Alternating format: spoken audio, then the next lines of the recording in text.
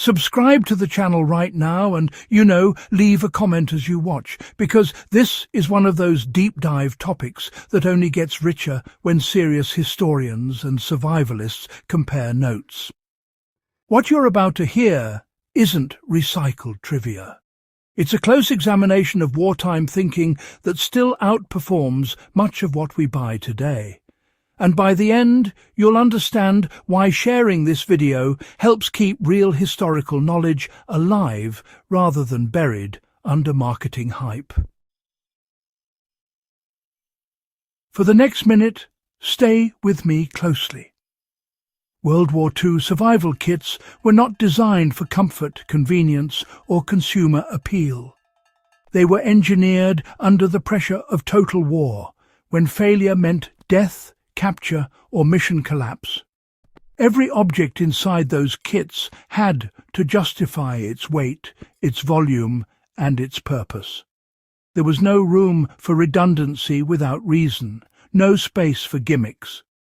Modern survival gear often sells the promise of preparedness, but World War II kits were the embodiment of it.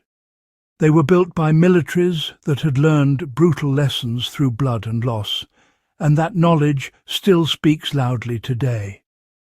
Now, let's move straight into what makes these kits so effective and why their philosophy still dominates real-world survival. Why wartime survival kits were designed as systems rather than collections of tools. World War II survival kits were never random assortments of equipment. They were integrated systems built around realistic scenarios. A downed pilot in the North Atlantic, an infantryman cut off behind enemy lines, a tanker escaping a burning vehicle. Each item complemented the others. A silk escape map wasn't useful on its own, but combined with a compass button and basic navigation training, it became a lifeline. Modern kits often stack tools without context. The wartime approach teaches us to think in sequences of survival: evade, move, shelter, signal, sustain. Applying this today means building kits around likely environments and realistic timelines instead of worst-case fantasies. How material choices in World War II kits prioritized function over durability theatre. Many World War II survival items look fragile to modern eyes. Silk maps, thin steel tins, waxed matches, compact ration bars. Yet these materials were chosen because they worked when it mattered. Silk maps didn't tear when wet and could be sewn into clothing. Thin steel tins doubled as cooking vessels or signalling mirrors when polished. Ration bars were calorie-dense and edible in extreme cold or heat. Modern gear often overbuilds materials for marketing appeal, adding weight without increasing effectiveness. A practical takeaway here is to evaluate your gear by performance under stress rather than appearance on a shelf. Lightweight, adaptable materials consistently outperform heavy, single-use designs. Why, you might ask, do World War II fire-starting methods still outperform many modern alternatives? Well, fire was absolutely essential during the war, and redundancy was, handled quite intelligently. Soldiers were issued multiple ignition methods that required no batteries, no electronics, and, importantly, minimal fine motor skills. There were stormproof matches sealed in wax, ferro rods cleverly integrated into tools, and even chemical igniters in some kits. These methods, remarkably, worked after immersion, freezing, or even heavy impact. Today's survivalist can really learn from this by prioritizing fire systems that function under abuse. Carrying matches protected from moisture, a ferro rod, and knowledge of natural tinder honestly replicates the wartime mindset far better than relying solely on a single modern lighter. Now, let's consider how World War II ration design emphasized survival nutrition rather than, say, morale comfort. Modern survival food often focuses on taste, variety, and long shelf life. But back then, rations were all about calories, digestion, and metabolic efficiency. Items like D-ration chocolate were, quite famously, unpalatable by design, discouraging casual consumption while still delivering energy when it was really needed. Hard biscuits, pemmican-style foods, and concentrated sugars kept soldiers alive under extreme exertion. Applying this today means understanding caloric density and digestion, rather than simply stocking foods you enjoy. In a real survival situation, eating for fuel matters far more than eating for comfort. Why navigation tools from the Second World War remain superior in degraded environments is really quite fascinating. You see, GPS has absolutely revolutionized navigation, but those WWII soldiers managed to find their way without satellites, batteries, or, well, any digital interfaces at all. Compass training, terrain association, and good old map reading were essential survival skills, not just nice-to-haves.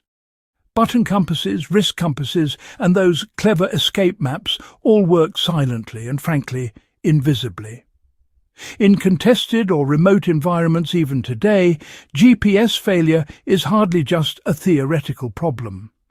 So, learning traditional navigation and carrying non-electronic tools actually mirrors the wartime approach, ensuring you can still move and survive, even when modern systems just, collapse. Now, when we look at how signalling methods from the Second World War balance stealth and rescue, there's a lot to learn. WWII survival kits included signalling tools designed for both covert and overt use, which is rather ingenious. Signal mirrors could flash aircraft from miles away, yet remain invisible from the ground. Quite clever, really. Whistles were used to conserve energy, certainly a better option than shouting yourself hoarse. Dye markers in maritime kits were visible from altitude, but didn't require prolonged exposure. So, for modern survivalists, adopting this sort of layered signalling approach really means understanding when you need to be seen, and when you absolutely must remain hidden, and choosing tools that support both objectives. When it comes to what WWII's escape and evasion philosophy teaches about mindset, well, perhaps the greatest strength of those survival kits wasn't physical at all. It was psychological.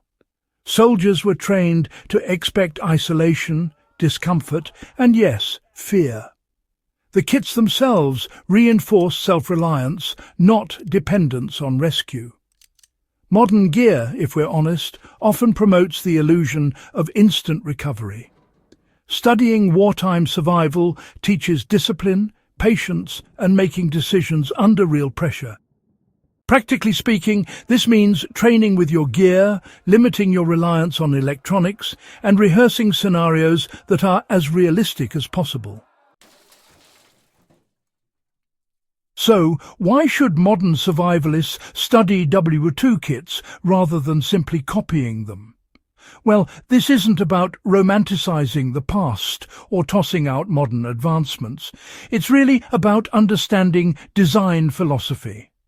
WWII kits succeeded because they were purpose-built, minimal, and grounded in reality. By studying them, you learn to evaluate modern gear more critically. Ask yourself if an item truly earns its place, if it works without power, and if it actually solves a real problem you're likely to face. World War II survival kits were forged in, arguably, the harshest proving ground imaginable. Their continued relevance isn't just nostalgia, it's evidence of sound engineering and human-centered design. They remind us that survival isn't about owning more gear, but about understanding why each piece exists and how it fits into a larger system. If this deep dive gave you any new insight, do consider subscribing to the channel for more serious wartime survival analysis, and share this video with fellow historians and survival enthusiasts who value depth over hype. Drop a comment with your thoughts or experiences, because honestly, this conversation only gets stronger when knowledge is shared.